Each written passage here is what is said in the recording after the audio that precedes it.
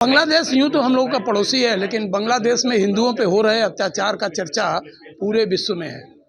अब इसे दुर्भाग्य कहिए या सौभाग्य कहिए, लेकिन आज बांग्लादेश के लगभग 12 लोगों के एक प्रतिनिधिमंडल काशी पहुंचा और काशी पहुंचने के साथ अपनी व्यथा को मीडिया से साझा किया। सबसे जो दुखद पहलू है वो ये कि इस टीम में जहां स्वतंत्रता सेनानी हैं, वहीं पढ़े लिखे परिवार से जुड़े हुए हैं, और यही नहीं, अफसरान के बेटा और बेटियां भी हैं। तो समझ सकते हैं कि ये वो लोग हैं जो वहाँ के जुल्म और ज्यादती से परेशान होकर राहत के लिए बनारस, या ये कहा जाए कि काशी के लिए आए हैं।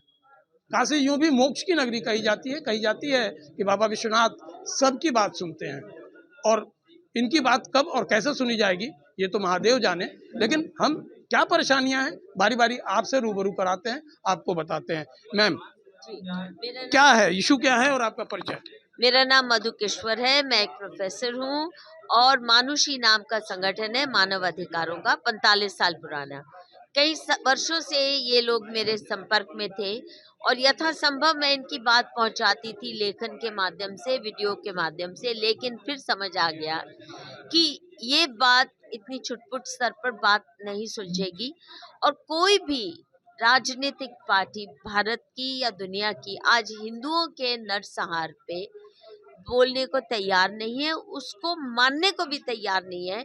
हम पे ही अन्याय होता है हिंदुओं पे, जैसे बांग्लादेश में हो रहा है, आपने सुनी इनकी बात, पाकिस्तान में हो रहा है, हिंदुस्तान में भी हो रहा है, पर कोई पॉलिटिकल पार्टी खड़ी नहीं होती। तो इसलिए हमने ये तय किया कि जो शंकराचार्य है, ये जो पीठ है, ये हिंदू समाज के गार्डियंस, पिता समान छोड़ के गए हैं आदि शंकराचार्य, और इन पे जिम्मेदारी बनती है और वो निभा भी रहे हैं यथासंभव।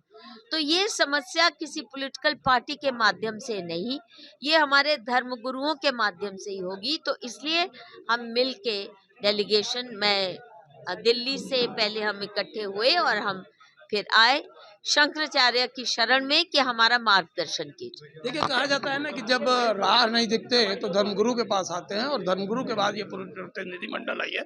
आइए हम बारी बारी बात करते हैं। दादा, आप स्वतंत्रता सेनानी रहे, जो हमें बताया गया, क्या है, क्या पीड़ा है? I did not get your point. You are supposed to be a freedom fighter. Yeah. Please cover yourself. And yet, you seem to be in a lot of trouble. So, what is the issue? You were 1971 Freedom fighter. fighter. Right. The issue is that we did Bangladesh. We created Bangladesh with the help of India. India sacrificed their 17,000 soldiers for the creation of Bangladesh, and with the hope and aspiration that we will live together peacefully with dignity. But it never happened. Since the inception of Bangladesh, Hindus were being targeted, and it's their mindset is that they want to establish a 100% monolithic Islamic country, either conversion of the Hindus or kill them. And they are vilifying us as the agent of India. They are chanting on the street, and they are openly, publicly telling that you are the agent of India. You go to India, and No place for Hindus. no place for Hindus. देखिए, बड़ी सीधी सी बात है, जो स्वतंत्रता सेनानी है उनके देश में भावना होती है, देश की एक लगन होती है, लेकिन वहाँ का जो देश चल रहा है समय काल, वो ये कि उसे इस्लामिक देश बनाना है, वहाँ हिंदू को भगाना है, या ये कहा जाए कि हिंदू विहीन राष्ट्र बनाना है। हम आगे सुनते हैं, आगे क्या है कि दादा आप क्या कहेंगे, क्या पीड़ा है, कैसा लगता है वहाँ पे आपको? We came here to get the blessings of Shankaracharya ji so that he can do something for the peace of the Hindus in Bangladesh, and they live in a place where their human rights are not violated like other countries. But that I hope he will do everything possible to save the Hindus and to get a better life in their.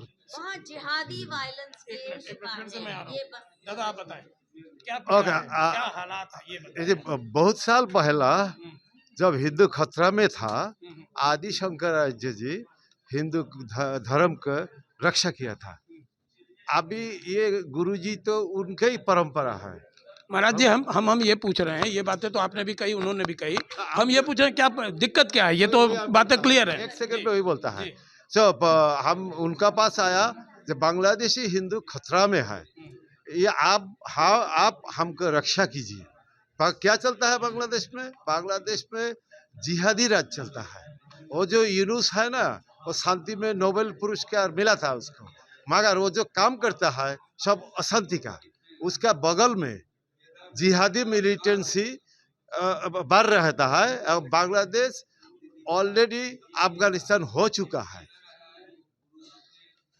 क्या कहेंगे आप किस जंग की पीड़ा? जैसे आपका कहना है कि जिहादी वहाँ पे चल रहे हैं, हिंदुओं के साथ जरूरत से ज़्यादा अत्याचार है। मंदिरों की बात किया जाए, क्या आप स्वतंत्र हैं वहाँ पूजा पाठ के लिए? मैं इससे पहले एक बात बोलूं, जो अभी हमारा साथी स्वतंत्र सेनानी बोला है, अभी बांग्लादेश का यूनुस उनका गैंग बांग्लादेश 71 में स्वाधीन हुआ ये मानता ही नहीं है। वो तो अभी बोलता है हम अभी स्वाधीन हुआ है क्योंकि अभी हम पाकिस्तान के साथ में मिल सकता है, इसीलिए। और उनका एक ही मकसद है, बांग्लादेश में सिर्फ हिंदू नहीं, मतलब मुस्लिम का राज चलेगा, हिंदू उधर नहीं रह सकता है। तो जब एक इंसान को मारने के लिए, घर द्वार जलाने के लिए डरता नहीं है।